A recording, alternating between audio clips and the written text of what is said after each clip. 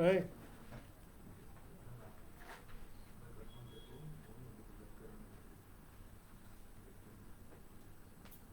हो गया, चलो सब हो गया।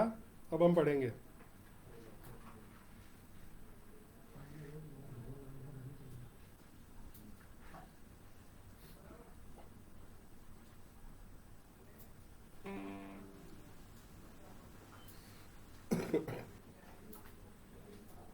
जाग रहा है ना?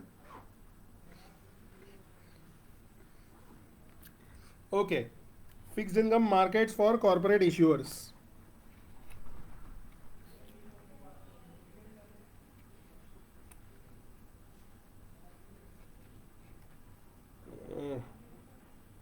Short term funding for non financial corporation, बराबर। नॉन फाइनेंशियल कंपनी, बराबर। नॉन फाइनेंशियल कंपनी जैसे रियल एस्टेट की कंपनी, ऑटोमोबाइल मैन्युफैक्चरिंग, वो लोगों को अपने शॉर्ट टर्म पैसे चाहिए, राइट। तो वो पैसे उनके पार्कड कहाँ पे होंगे? कैश में होंगे, शॉर्ट टर्म इन्वेस्टमेंट्स में होंगे, डेटर्स में होंगे, इन्वेंटरी में होंगे। सही है। वो लोग अपने पैसे रेज कहाँ से करेंगे? How will they raise their funds? तो they will raise their funds through these ways. External loan financing में, एक्सटर्नल लोन फाइनेंसिंग और bank line of credit refers to agreement between the borrower and bank to draw down funds as required. Draw down the funds as required मतलब मेरे को 10 करोड़ अभी नहीं चाहिए, मेरे को तू एक 10 करोड़ की लिमिट सैंक्शन करके दे दे। मेरे को जब जब जब जब पैसे चाहिए होंगे तब तब मैं वो लिमिट में से पैसा निकालूंगा, उसके बेस पे तू मेरे को इंटरेस्ट चार्ज करना, बराबर। These primary these primarily consist of three types: uncommitted, committed, and revolving. Uncommitted, committed, and revolving. Uncommitted line of credit. A bank extends to an offer of credit for principal amount, usually charging a floating market reference rate plus a fixed credit spread on funds drawn down. कितना गंदा complicated लिखा हुआ है। सीधी सादी भाषा में, bank के पास जाओ, बैंक बोलती है कि हाँ इतने रुपए तक दूंगी, बराबर। बजा मेरे बैंक का प्राइम रेट है 8%, तेरे क्रेडिट रेटिंग के हिसाब से मैं 2.5% और चार्ज करूंगी और तेरे पास से 10.5% ब्याज लूंगी, बराबर। उसको ये लोगों ने क्या लिखा हुआ है? Usually charging a floating market reference rate, right, plus a fixed credit spread on funds drawn down. और ब्याज किस पे लगेगा? जितने पैसे तुम यूज कर रहे हो उसके ऊपर लगेगा, जितने पैसे यूज नहीं कर रहे हो उसके ऊपर कोई इंटरेस्ट नहीं लगेगा। The credit is uncommitted in the sense that the bank may refuse to lend if circumstances change. तेरी परिस्थिति बदली, तुझे पैसा नहीं मिलेगा, मैं कमिट नहीं कर रहा हूँ। That is the reason why it is uncommitted line of credit. So uncommitted line of credit is just an assurance, right. क्या चाहिए तो आ जाना, उस टाइम पे जो भी सिचुएशन होगी उस हिसाब से पैसे मिल जाएंगे, ठीक है। As a result this is less reliable source of funding, however it is likely to be flexible agreement with no fees outside of interest charge. इसका बेनिफिट क्या? कि जब तुम कमिटेड लाइन ऑफ क्रेडिट लेते हो तो बैंक तुम्हारे पास से प्रोसेसिंग चार्जेस और फीस लेती है, जो ज़्यादातर आधे से 1% होती है। तो तुम्हें बैंक अगर कमिटेड 10 करोड़ रुपए प्रॉमिस कर रही है तो वो सीधा 10 करोड़ के आधा टका मतलब 5 लाख रुपए तुम्हारे अकाउंट में डेबिट ठोक देगी, ठीक है। लेकिन अगर अनकमिटेड होगा तो वो कोई डेबिट लगाएगी नहीं। These agreements can be offered unsecured if borrower maintains stable cash balances with the bank. और ये किन को मिलता है? जिनके करंट अकाउंट और वो सब बैंक के पास होते हैं, जिनकी ट्रांजैक्शन हिस्ट्री अच्छी होगी, जिसके अंदर प्रॉपर बैलेंसेस मेंटेन कर रहे होंगे, तो उसको मिलेगा, बाकी नहीं मिलेगा। कोई अनजाने बंदे को अनकमिटेड लाइन ऑफ क्रेडिट नहीं मिलेगा। Committed line of credit,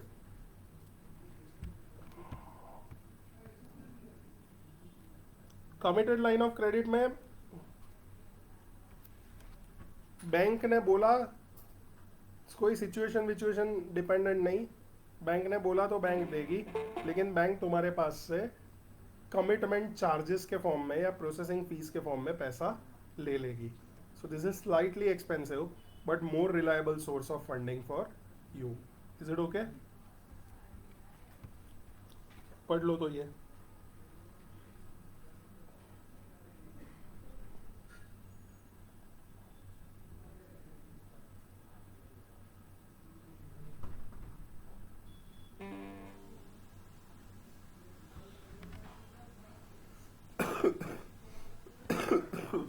Shankarlal.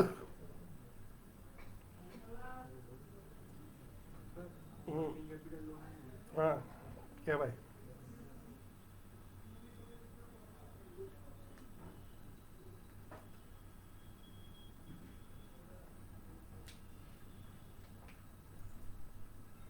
Shankarlal.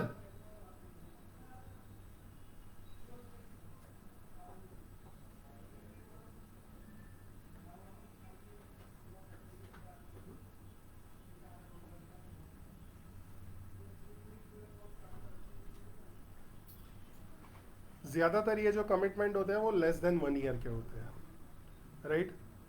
और हर साल तुम्हें तुम्हारे फाइनेंशियल सबमिट करने होते हैं. तुम्हारे फाइनेंशियल्स अगर सेटिस्फैक्ट्री रहे तो ये जो कमिटमेंट है वो रिन्यू होंगे. बाकी ये कमिटमेंट रिन्यू नहीं होंगे. समझ रहे हो ना? हाँ बेटा, थोड़ा पाछड़ जाना. हाँ थोड़ा सा पीछे. मेरा पैर एडजस्ट करो और फिर आगे पीछे.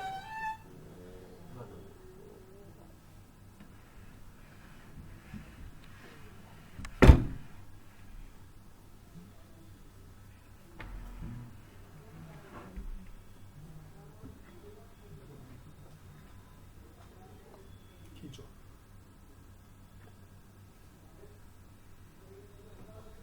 पैर पे रखो पैर.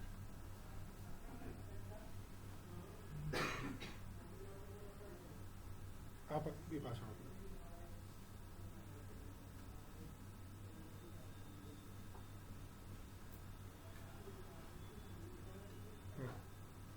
बोलो. नहीं.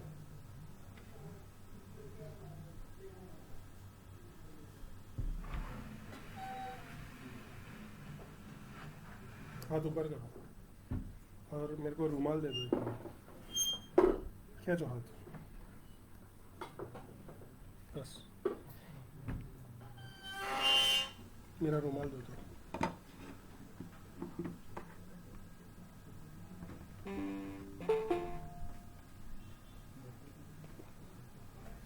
रखो साइड में. थोड़ा सा पानी पिला देना अभी 10 मिनट के बाद. 10 मिनट के बाद. ओके चलो. કેમ જતું રહે હું.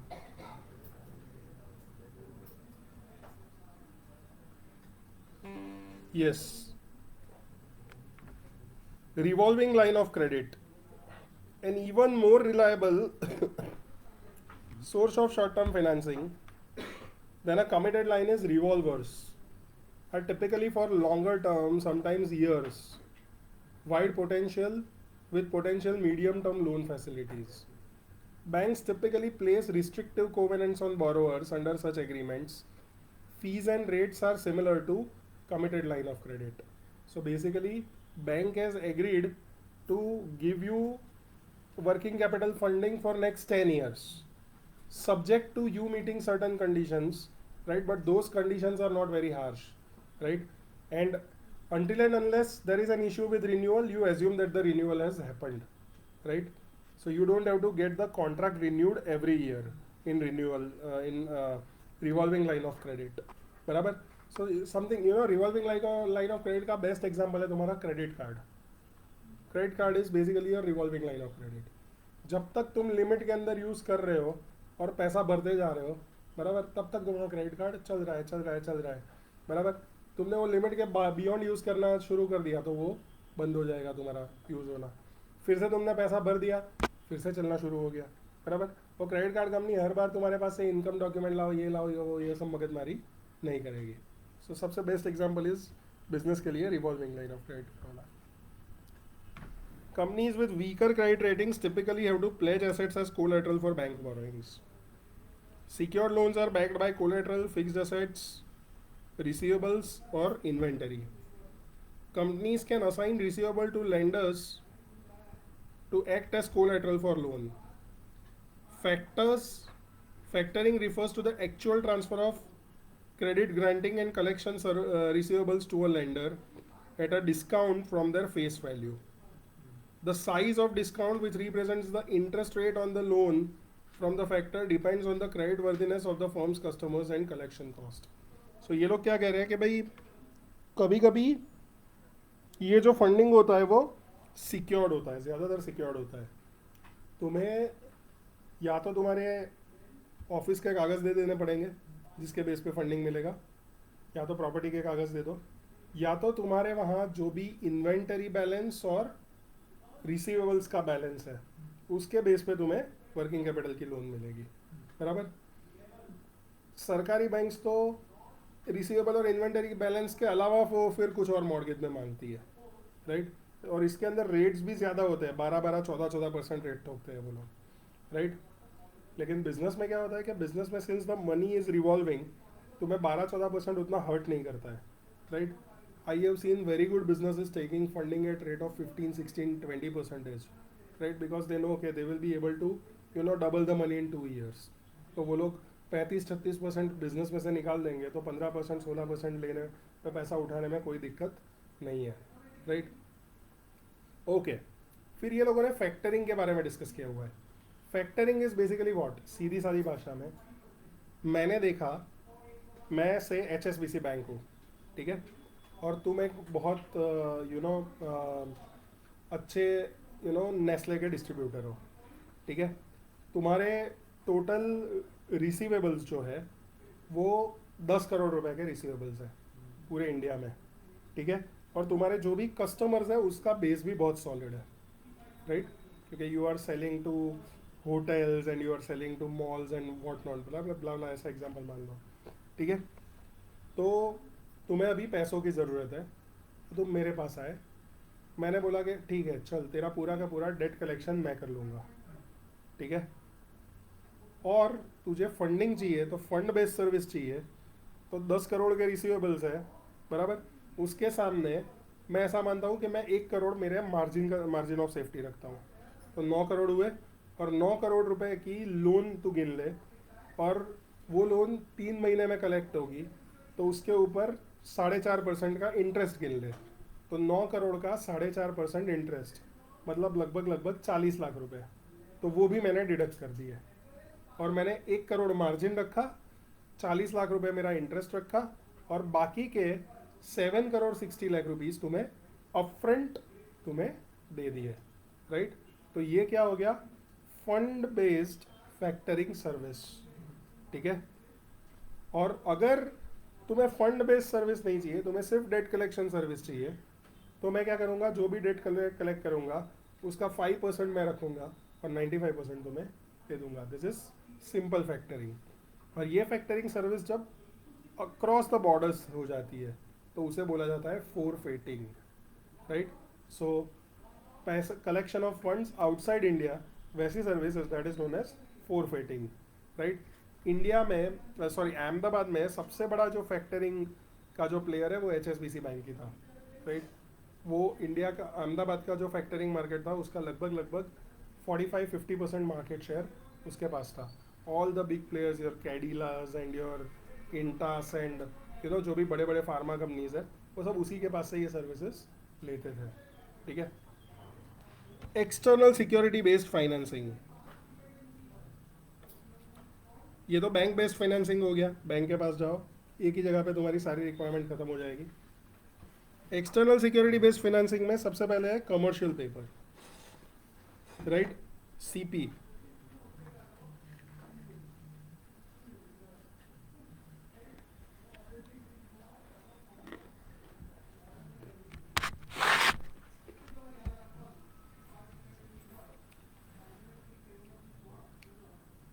Large corporations with high credit rating can reduce their funding cost by issuing short-term unsecured debt securities, which is referred to as commercial papers. For these firms, the interest cost of CP is less than interest on bank loan. Right ये लोग CP क्यों issue करेंगे? क्योंकि उनके पास से bank, उनको जो bank funding दे रही है उससे कम रेट में पैसा मिल रहा है. राइट CP में कौन इन्वेस्ट करेगा? बड़े बड़े कॉरपोरेट्स पैसे लगाएंगे.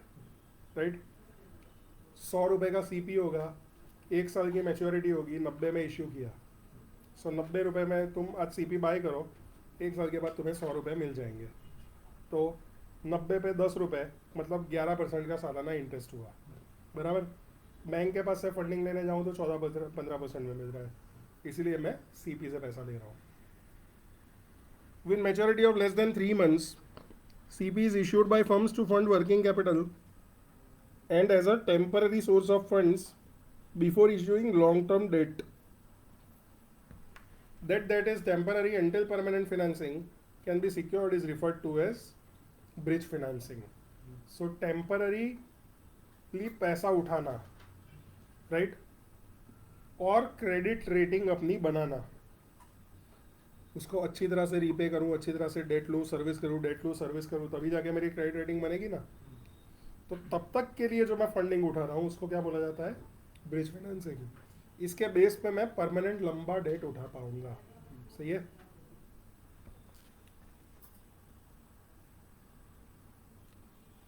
CP is often reissued or rolled over when it matures.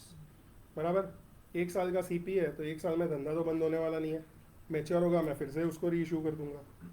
अगर मेरा क्रेडिट रेटिंग ख़राब हुआ तो मेरा CP फिर से बिकेगा नहीं, और अगर मेरा CP बिकेगा नहीं तो मेरे को पंगे आएंगे.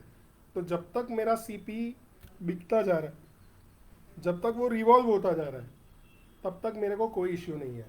जैसे ही वो रिवॉल्व होना बंद हो जाएगा मेरी वाट लगनी शुरू हो जाएगी. To manage this risk borrowers maintain backup line of credit. अगर रोल ओवर नहीं हुआ तो क्या? तो इसीलिए वो लोग बैंक के पास जाते हैं और 14% वाले के पास से एक uncommitted credit line of credit ले लेते हैं कि CP रोल ओवर नहीं हुआ तो कम से कम वो बैंक तो बैठी है कि जो 11 नहीं 14% पे रिन्यू कर देगी, लेकिन पैसे तो आ जाएंगे. ठीक है ना. पैसों के बिना धंधा चलता नहीं है. राइट. और कभी कभी धंधा चलाना पड़ता है, यू नो. कभी कभी तुम टफ टाइम सर्वाइव कर दो, राइट, तो बाद में अगर तुमने अच्छा काम किया हुआ है, अच्छी चीज़ें डेवलप की हुई है, तो बहुत अच्छा मुनाफा भी कमाओगे और फिर वो धंधा अपने पैरों पे खड़ा भी हो जाएगा.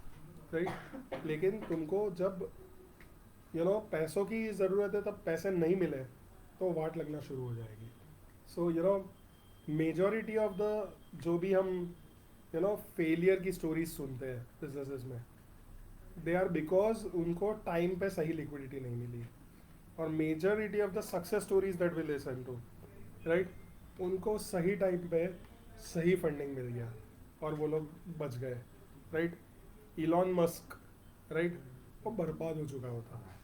राइट. उसके पास कुछ नहीं था, वो ख़त्म हो गया होता जब उसको पैसे नहीं मिले होते तो. राइट. अमेजोन, जेफ बेजोस, उसने कंपनी को बेच बेच के वो अभी 15-16% ऑफ अमेजोन ओन करता है. उसने 85% ऑफ द कंपनी तो लोगों को बेच दी है और वो कई सालों तक नुकसान में रहा, कई सालों तक. अगर उसको उस टाइम पे पैसे नहीं मिले होते तो वो ख़त्म हो गया होता. राइट. जोमेटो, इंडिया की एक बहुत अच्छी success story. Right. Paytm which could have been huge, वो रेगुलेटरी लफड़े में फंस गया. बाकी उसका मतलब मेरे को तो अभी भी लग रहा है कि वो बंदा इतना स्मार्ट है कि वो कुछ भी गियर मैनूवर करके वो कंपनी को फिर से यू नो फिर से ऐसे लेवल पे ले जाएगा जो हमने सोचा भी नहीं होगा. वो बंदा इतना स्मार्ट है. लेकिन यू नो उसको अगर इश्यू आने शुरू होते हैं तो वो कैसे प्रॉब्लम फेस करने लगता है. You know a smart guy having all the plans and all the ideas, he is not getting the funds, and look at what is happening to them. So this is the issue. Okay. Similar to US T-bills. Backup line of credit के बाद पढ़ा मैंने. These are sometimes referred to as liquidity enhancement or backup liquidity lines, whereby lenders agree to provide funds to make repayment on CP when it matures, if needed. Similar to US,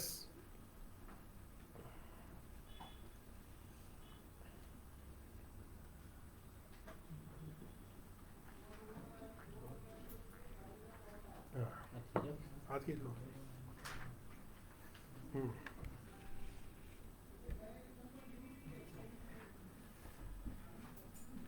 Similar to US T-bills, commercial paper in United States is typically issued as a pure discount security, making single payment equal to face value at maturity.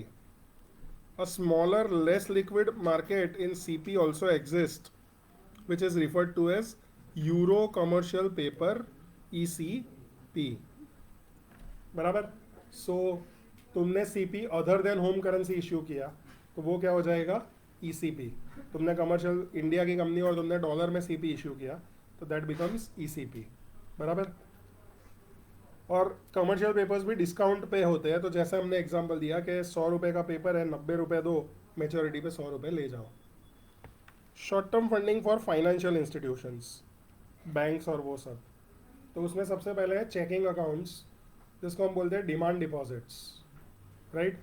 Checking accounts provide transactional service and immediate availability of funds but typically पे no interest.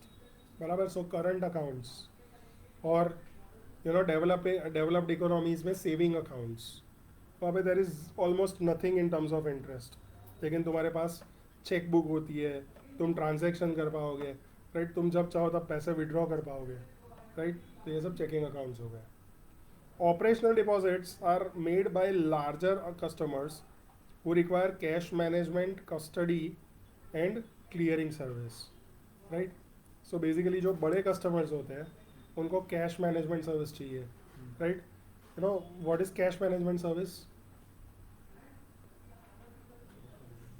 कोई बड़ा cash में payment चाहिए तो उसको कहाँ रखेंगे? तो हाँ, एग्जैक्टली. राइट? इंडिया में 2 अच्छे आईपीओ आए थे पिछले 1.5-2 साल में कैश मैनेजमेंट सर्विस के. Right? You are a big real estate player और you are a big jeweller. Right? तो you will require this kind of service. Right? So, or this kind of service is also needed by bank के जो branches होते हैं, उनको भी ये services चाहिए होती है कि when cash is to be transferred, right, in large chunk from one place to another place, तो उसके लिए जो सर्विस है वो कैश मैनेजमेंट सर्विस है. राइट? सो इंडिया में जो भी इस तरीके के जो कंपनीज है उसके जो प्रमोटर्स है वो ज़्यादातर एक्स आर्मी है. राइट? आर्मी पर्सोनल जो होते हैं वो ही ज़्यादातर. हाँ, रेडियंट CMS. फिर दूसरा ई पे से नाम भूल गया, but radiant is one of the companies. Right? So that is cash management service. Then clearing services. Clearing service we know, right? Having a checking account, right? Getting funds in your account, getting the funds transferred at the right time, वो सारी चीज़ें. Saving deposits have a stated term and interest rate. These may take the form of an interest-bearing certificate of deposit, which pays interest at a specified maturity of less than a year. Non-negotiable CDs cannot be sold before maturity, and early withdrawal of funds incur a penalty. तो हम यहाँ पे जो short term FD मानते हैं ना, उनको ये लोग सेविंग डिपॉजिट्स बोलते हैं. Our saving accounts are drastically different from what they have written as saving deposits.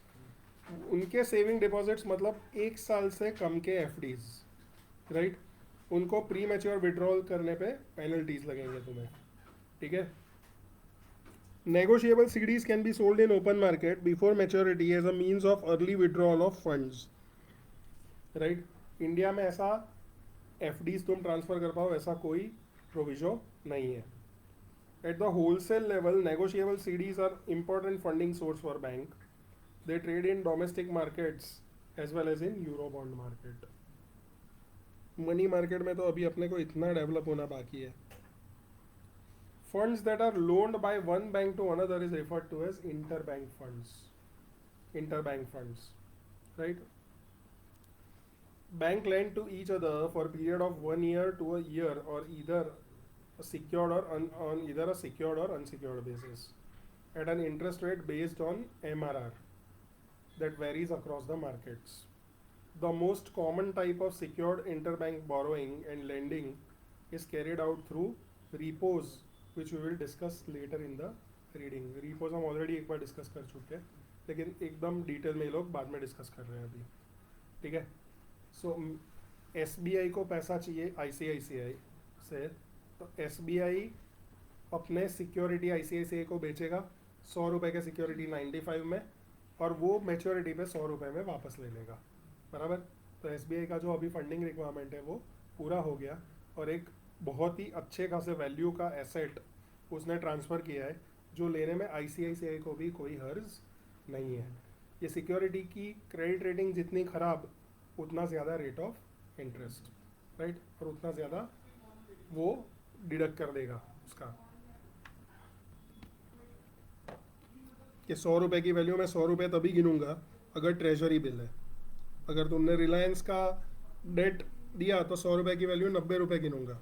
तो मैं ऐसा मानूंगा कि तुमने 90 रुपये की सिक्योरिटी दी है, और 90 का 5% काट के मैं तुम्हें 85 ही वापस दूंगा, राइट. अब लोग भाड़ो बंद कर देना.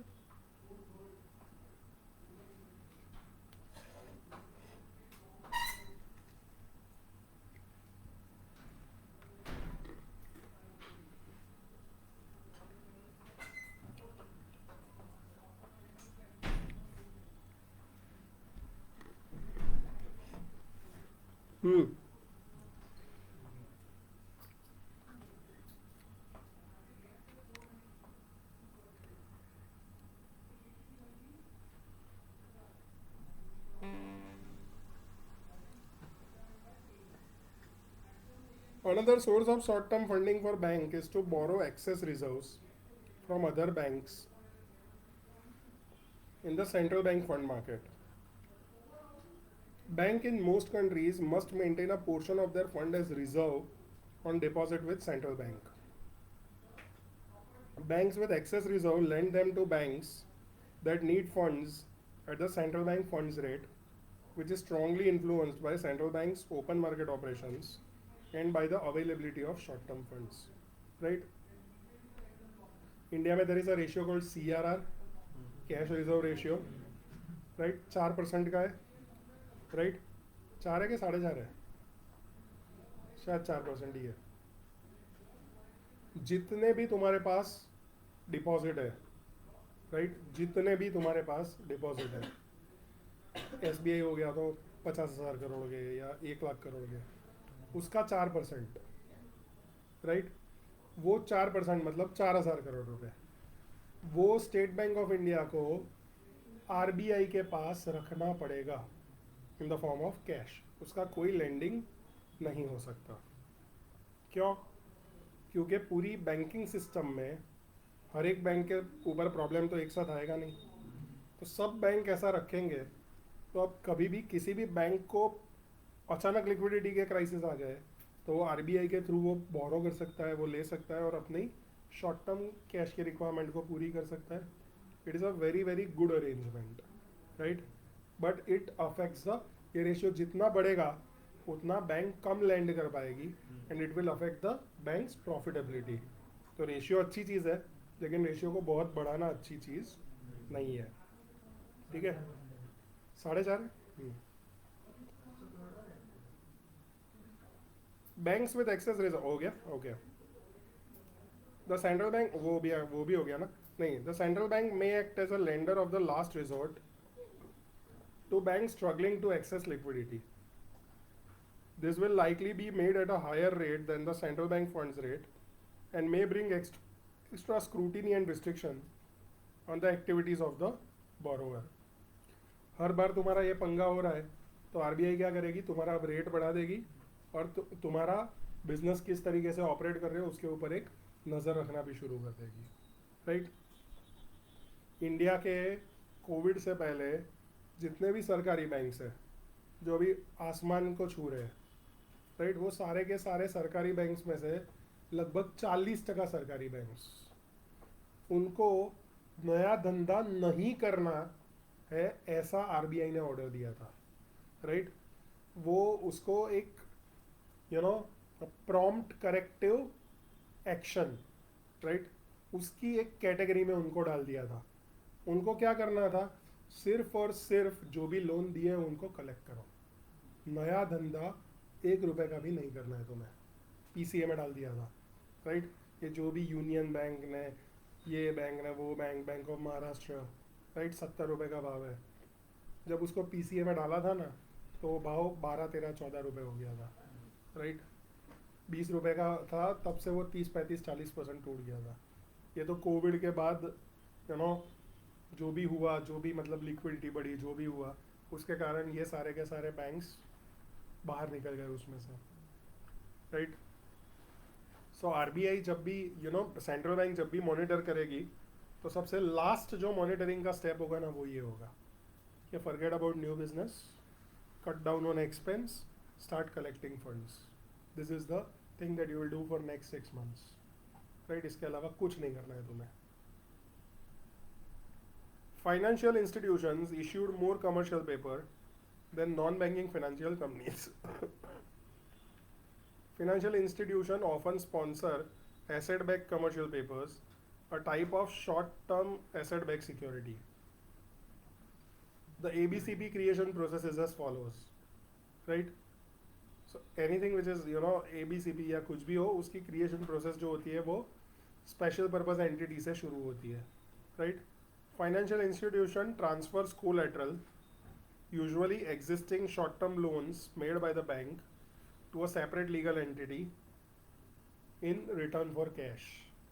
SBI ने SBI SPE को सारे के सारे शॉर्ट टर्म लोन ट्रांसफ़र कर दिए, बराबर। अब SBI SPE उसको SBI को लोन कैश दे देगी, लेकिन वो कैश कहाँ से लाएगी? वो SBI SPE बॉन्ड बनाएगी उसके, और बॉन्ड बना के वो जो मार्केट में से पैसा रेस करेगी, वो कैश जो है वो SBI के पास जाएगा। SPE is set up as an off balance sheet vehicle with respect to financial institution. SPE sells ABCP to investors who accept the risk and return of the collateral backing the ABCP. Sponsoring financial institution provides a backup credit liquidity line. सही है। सो SBI भी बोलेगी कि हाँ देखो, अगर कुछ collection में गड़बड़ी हो रही है तो हम बैठे हैं, राइट। तो वो भी गारंटी देगी, और जो इन्वेस्टर है वो पेपर्स भी देखेंगे कि वो पेपर्स की क्वालिटी किस तरीके की है, उसके बेस पे इतना ब्याज लेना जायज़ है कि नहीं है, और उसके बेस पे वो लोग इन्वेस्टमेंट करेंगे। सही है। Okay, come to repo, right. ये चैप्टर का सबसे इम्पोर्टेंट हिस्सा। जाग रहे हो ना सब? Yes, okay, good.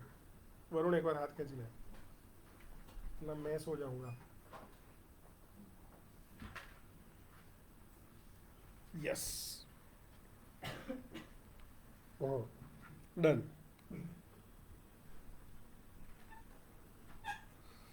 रिपो,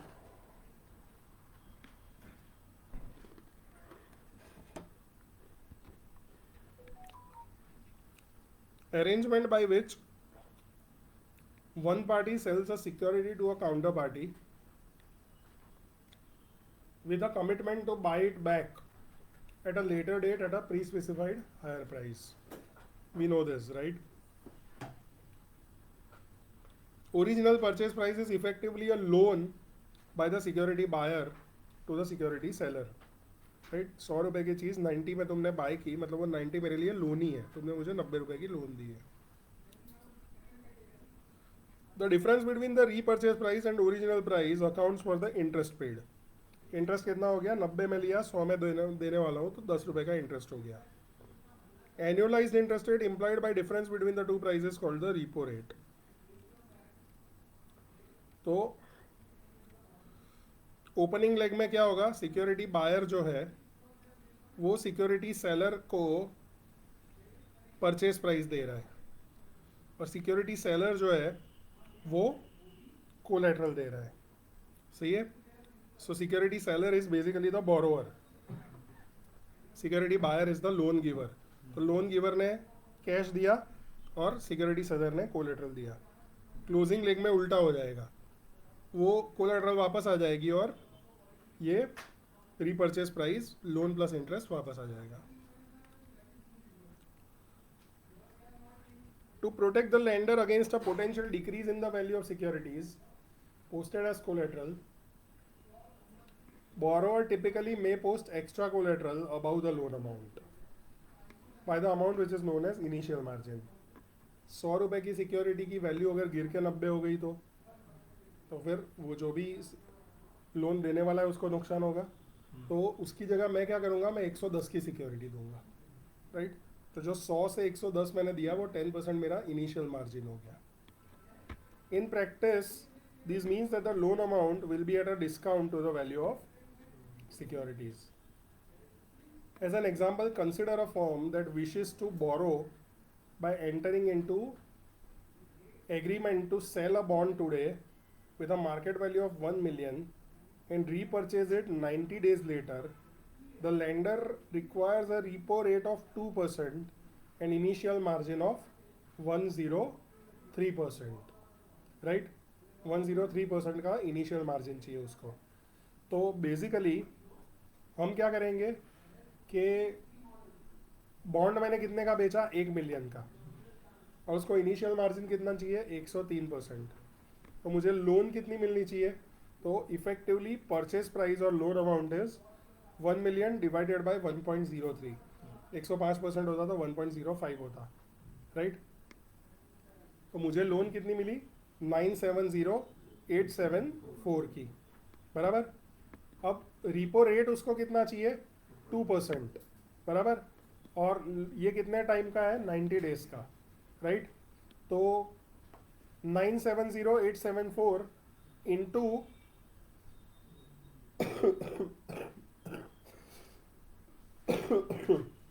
2% सालाना, तो 90 दिन का कितना, राइट. तो आधा परसेंट हुआ, राइट. सो 0.02 इंटू 90 अपॉन 360, सो 0.5% हुआ. तो 970,874 इंटू 1.005, राइट, 1.005. तो वो रीपर्चेस प्राइस हो जाएगी विच इज 975,728. सही है, इज इट ओके. नहीं, तूने क्या किया, 2% उसको चाहिए, तो वो साल का 2% रेट है, और तुझे तो चाहिए 90 दिन के लिए. तो तू क्या करेगा, ये बैंक के जो भी रिपो और होते हैं उसके अंदर तेरा बेस जो होता है वो 360 होता है, राइट. तो 360 दिन का 2%, तो 90 दिन का कितना, तो वो आएगा आधा परसेंट, 0.5%. 0.5% को डेसिमल में क्या करेंगे हम, 0.0005, राइट. तो 1 के अंदर उसको ऐड कर दिया और उसको तूने 970,874 से मल्टीप्लाई कर दिया. Is it okay? The discount rate applied to the market value of collateral to get the purchase price is referred to as haircut. In this example, how much was the haircut? The haircut was 1 million minus 970,874 upon 1 million, which is equal to 2.91%. ये तीनों चीज को calculate करने का एक numerical आ सकता है, ठीक है.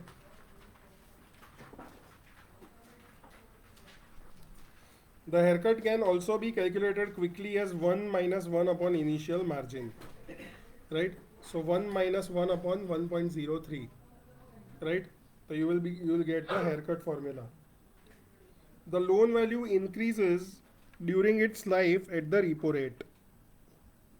Should the market value of the collateral fall below the value times the initial margin, the lender will ask the borrower for more collateral, known as variation margin.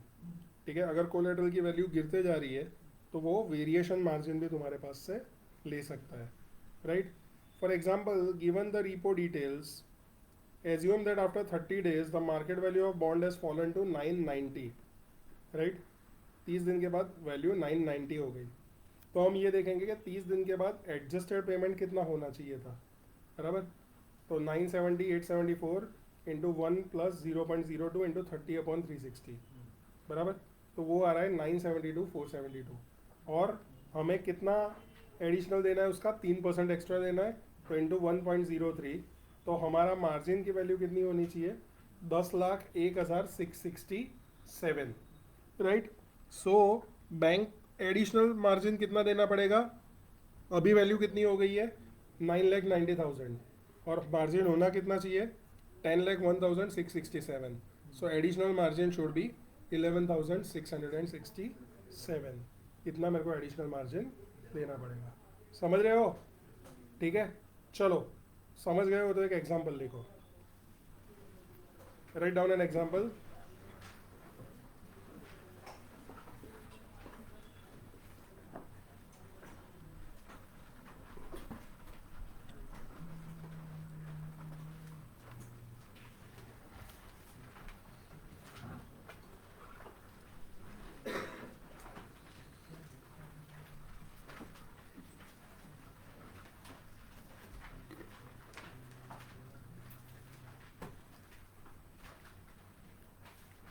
write down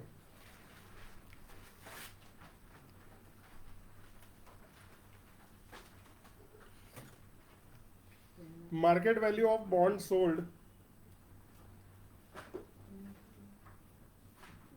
જે કાગળ તારી જોડે માંગે તું એની જોડે પેન માંગે છે બોલો बायोलेटरल रिलेशन पर नहीं चलता ना ऐसे अच्छा एनी अच्छा बीजी હોય તો આપે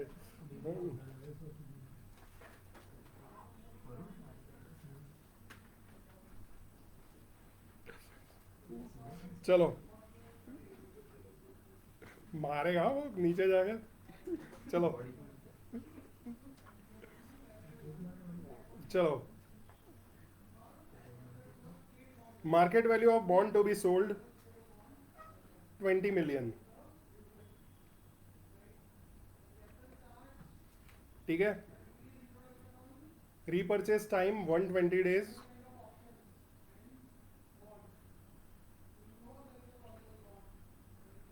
repo rate required 4%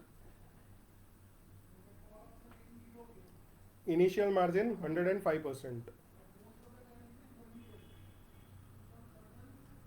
बराबर 105% बराबर calculate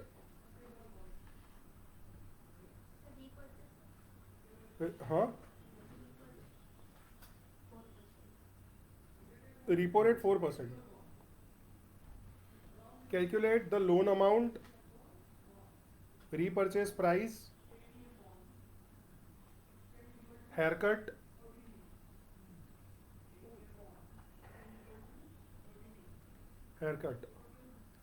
also calculate the amount of additional margin. Also calculate the amount of additional margin or variation margin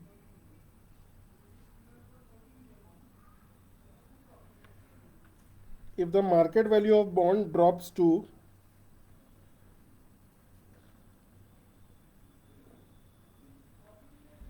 if the market value of bond drops to 19.5 million 19.5 million 20 है ना उसकी जगह 19.5 million after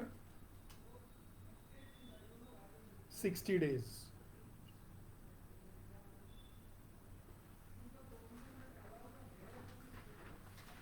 ठीक है चलो हो जाओ शुरू 5 मिनट में सॉल्व करो मैं तुम्हें जानता नहीं हूँ 5 मिनट तक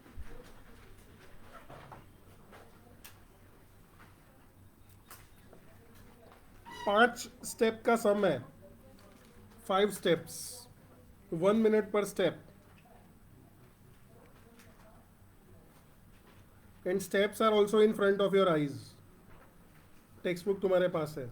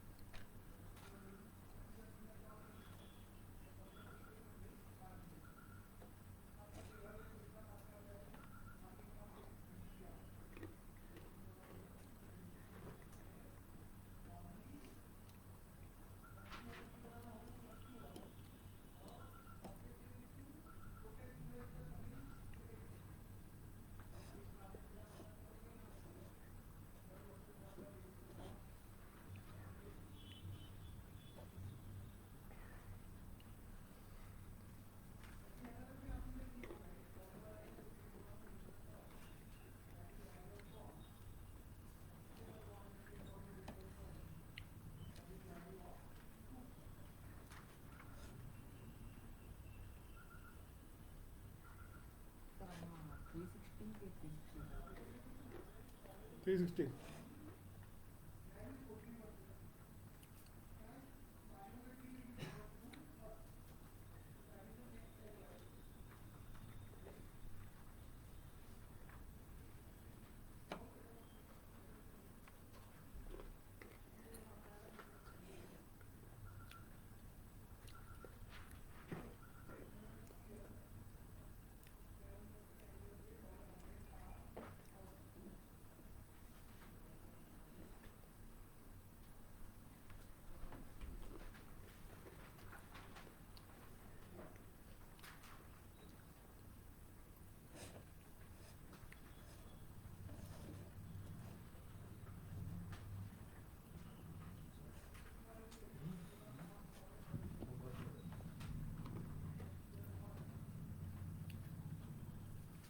हुई गवा.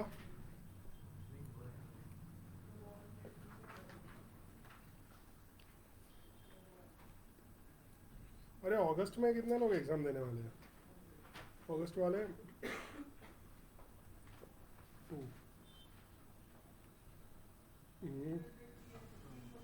2 भी अगस्त है. Okay. We will plan a 2-day marathon FRA revision session. Right? 4 घंटे का 2 दिन सेशन करेंगे और FRA के जितने भी इम्पोर्टेंट चैप्टर्स है वो ख़त्म कर देंगे. वो नॉर्मली हम ज़्यादा 5वीं अगस्त के बाद प्लान करेंगे. तुम्हारा एग्ज़ाम कब है? 25 के आसपास होगा.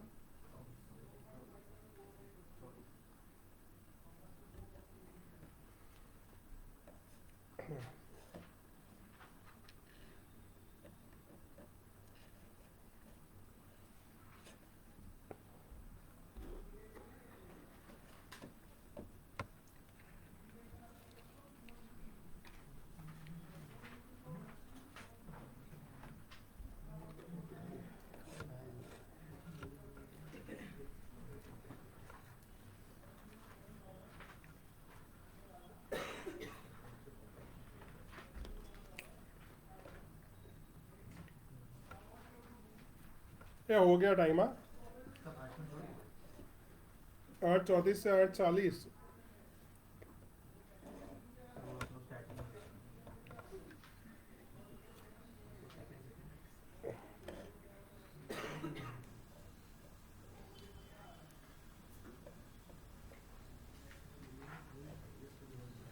चलो my turn now. Market value कितनी है सिक्योरिटी की? 20 मिलियन. और मार्जिन कितना है? 105%. बराबर. सिर्फ ये 2 चीज़ें चाहिए परचेज प्राइस के लिए. तो सबसे पहले लिखो purchase price is equal to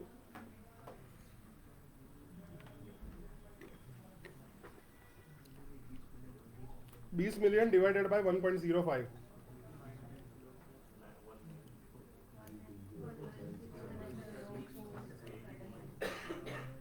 तो कोई एक जन बोलो, अलग अलग लोग बोल रहे हो, आधा आधा गाली जैसा लग रहा है. 19047619. बराबर. यहाँ तक ठीक है? ओके. फिर रीपरचेज प्राइस. उसके लिए हमें परचेज प्राइस चाहिए, रेट चाहिए और डेज चाहिए. बराबर. तो हमने परचेज प्राइस डाल दी 190 राइट इनटू ब्रैकेट में 1 प्लस छोटू ब्रैकेट में 0.04 इंटू 120/360. राइट. तो लगभग 19 लाख. हाँ क्या 3% रेट है? तो कौन रेट છે?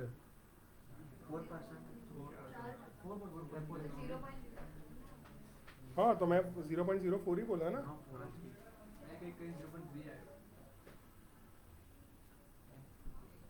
एक 120/360 નું તારું 0.33 આવ્યું હશે. એ 0.33 ને 0.04 જોડે મલ્ટીપ્લાય કર. हाँ हाँ पर वो हाँ वही. हाँ बराबर. हाँ सो 1.013 समथिंग ऐसा कुछ आएगा. 1.013 ब्ला ब्ला ब्ला. तो रीपर्चेस प्राइस कितनी आ रही है? 19,301.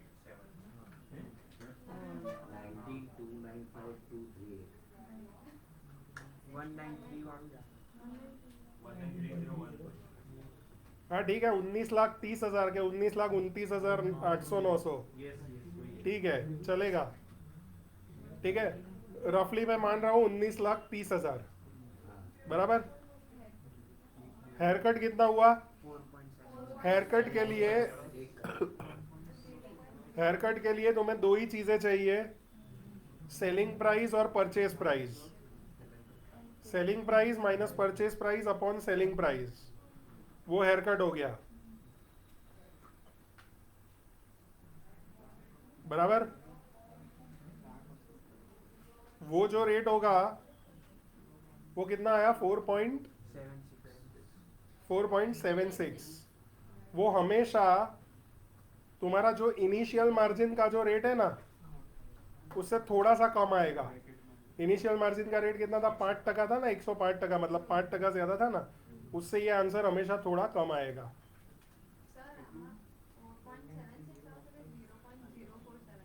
हाँ, इंटू 100% में कन्वर्ट करते हैं. हाँ, 4.76%. बराबर. अब मैंने लोचा मार दिया, मैंने 19.5 लाख कर दिया वो. ठीक है, तो अब 60 दिन के बाद वो रीपर्चेस प्राइस कितनी हो रही है वो वर्कआउट किया.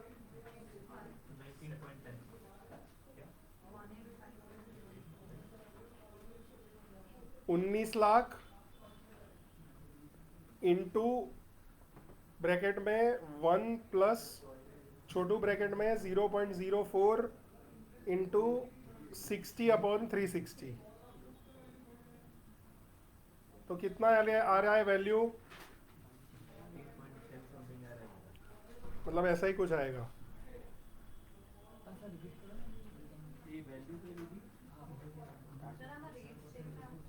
हाँ, तुम्हारी परचेज प्राइस कितनी थी? 19,04,000 थी. 19,04,000 जो भी हो वो, इंटू ब्रैकेट में 1 प्लस छोटे ब्रैकेट में 0.04 इंटू 60/360.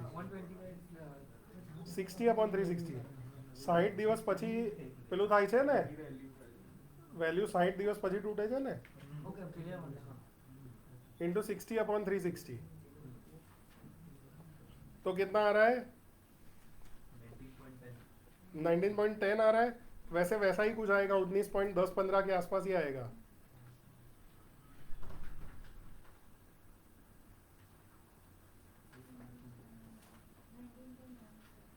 $19.17. हाँ ठीक है, मतलब मेरे पास कैलकुलेटर नहीं है.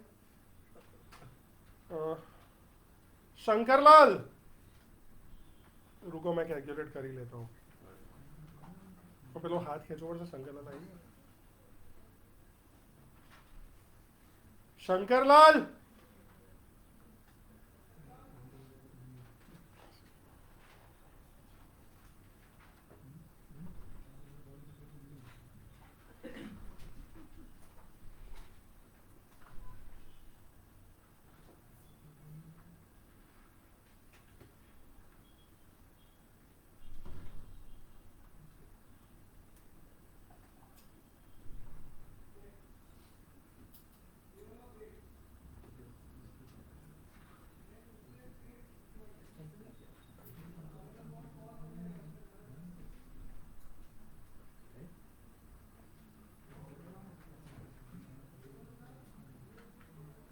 जल्दी फटाफट आओ, हाथ खींचो जल्दी.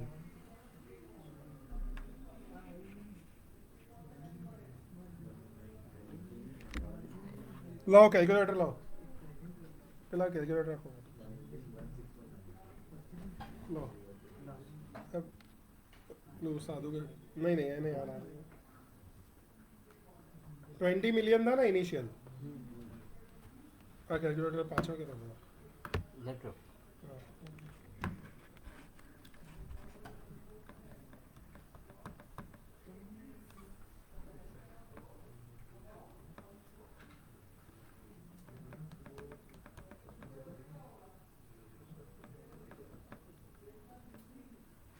नाइनटीन 19047619 वो था परचेज प्राइस, बराबर।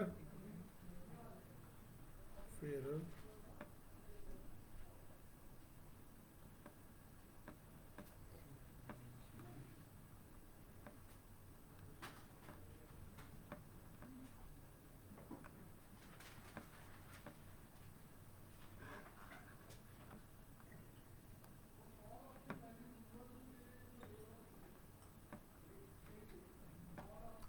बराबर है 19,17,460 19174603 बराबर, वो आ रहा है, बराबर। ओके, उसके सामने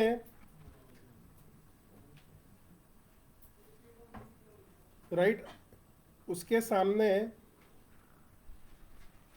व्हाट हैज हैपेंड, वैल्यू कम हो गई है तो हाँ, ये जो भी आया 19174603 इंटू इनिशियल मार्जिन कितना था 5% इंटू 1.05, तो अब वैल्यू चाहिए 20133333 इतना चाहिए 20133333 हुआ कि नहीं। 1917 वाला आया था, बराबर। 1917 आ गया, उसके अंदर 5% मार्जिन ऐड कर दो, उतने उतने का तुम्हें बॉन्ड चाहिए, इंटू 1.05 कर दो, 1.05, रेट 4% है ना, मार्जिन तो मार्जिन 5% है ना। हाँ, तो वैल्यू कितनी आई 20133333 आई। 19,17,000 के अंदर 5% ऐड किया तो तुम्हें 20,13,333 चाहिए, बराबर। और उसके सामने वैल्यू कितनी है 19,50 की, तो तुम्हें एडिशनल सिक्योरिटी कितनी लानी पड़ेगी माइनस, 3,199 हाँ बराबर है 63,33,000 एक्स्ट्रा मार्जिन लाना पड़ेगा। आया आयु नहीं, ए स्टेप बाय स्टेप किसी ने सॉल्व किया है, किया है बद्दा, तो फोटो पाड़ी ग्रुप में नाखते हैं। सुन, कहाँ पे अटका तू, तो ये क्या बोलते हैं उसको स्टार्टिंग वन तो नहीं हैकर के बाद वाले स्टेप पर अच्छा सुनो, कितने लोगों को पंगा है, 1 2 3 4 5 6, मैं क्या बोलता हूँ, यहाँ पे सेशन एंड करेंगे और ये 6 लोगों का डाउट मैं सॉल्व कर देता हूँ अभी, ठीक है। और 6 लोग आ जाओ आगे, बाकी we continue this chapter in the next class, ठीक है ना। आ जाओ तुम लोग, ए पैक ना करो તમે લોકો डाउट वाला चौपड़ी नहीं ना हो, सर हम तो करें ना तुम लोगों को बाकी के सब लोग पैक करके घर जाओ, खाओ पियो सो जाओ।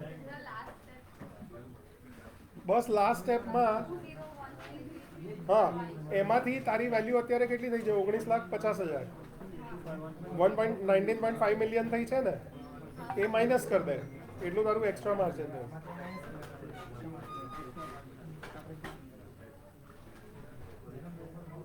चलो रिपो के सम में तो वाट लग गई सबकी।